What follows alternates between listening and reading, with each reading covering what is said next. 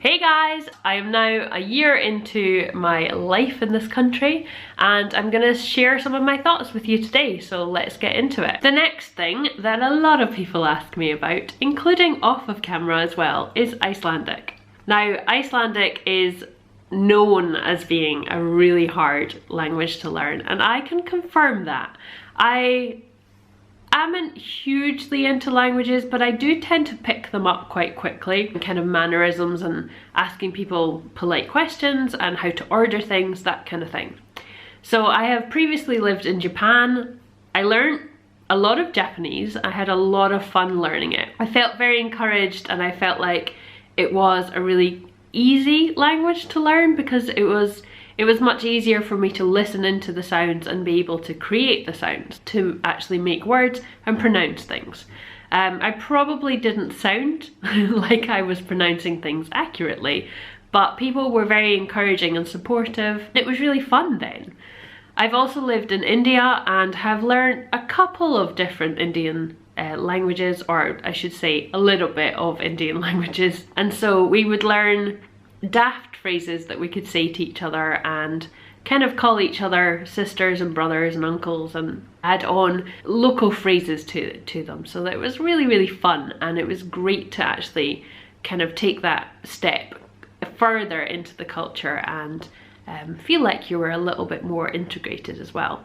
In Iceland, it feels a lot further from that. The Icelandic language is very harsh and cold and really difficult to pronounce. There are a few phrases that I feel I've got the hang of.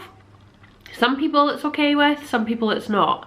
It really depends on your accent and how you actually pronounce things. Typically there aren't too many dialects in Iceland, so accents might differ just because people have travelled, or maybe their accent is changing because they're listening to my accent. So listening to people can be quite straightforward.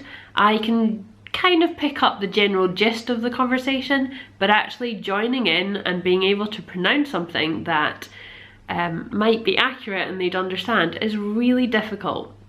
And quite often when I make the effort to say something, I will just be laughed at and quickly corrected. And to be honest, I found it really, really difficult because I don't feel like people are very encouraging when you're saying something or really trying to make an effort. So yeah, even just pronouncing stuff is really difficult. For example, the church in town is called Hallgrímskirkja. I don't know if that's correct or not, but that's how I pronounce it. I think they just play around with it. So the volcano that erupted with the ash cloud. Let's all try and say that one. Eyjafjallajökull. And that was my first time there. Some of the waterfalls down south. That can be quite challenging as well, and therefore tourists are trying to pronounce them. Skogafoss, easy. Seljalandsfoss, a little bit harder. The secret pool beside Seljalandsfoss is called Seljavallug. Seljavallug. Seljavallug. Seljavallug. You see what I mean? But then they also have places called Vik. Can we have some more of that please, Iceland? So I have to admit that I've not tried a huge amount.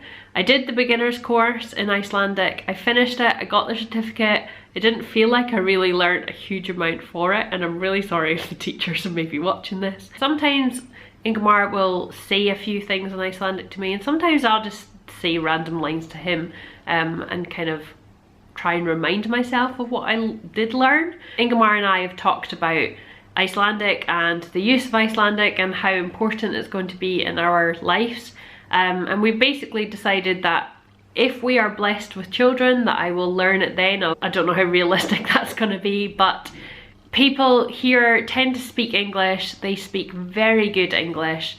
And so me struggling and trying to speak Icelandic just is not something that they can be bothered with, and you can really sense that as well, and it's incredibly off-putting.